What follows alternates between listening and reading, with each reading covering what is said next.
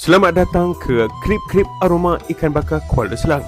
Kalau korang tengah craving seafood tempat ni, memang wajib masuk dalam list. Pilihan dia banyak. Ada ikan, udang, sotong, ketam, semua ada. Macam biasa, mestilah kita ada sotong goreng tepung. Tambah pula kita order tom yum udang, telur dadah dengan kailan ikan masin. Barulah ngam makan dengan nasi panas.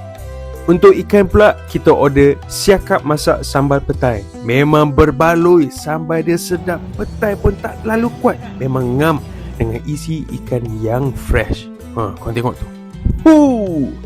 Alpadure.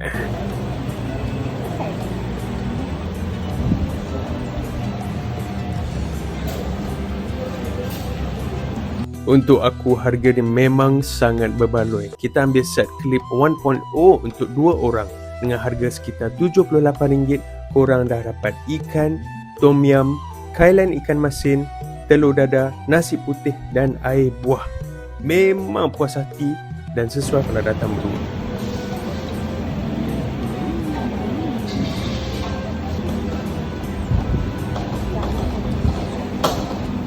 Guys, kalau korang lalu je dekat Kuala Selangor tengah cari pot seafood yang sedap, memang boleh singgah dekat sini.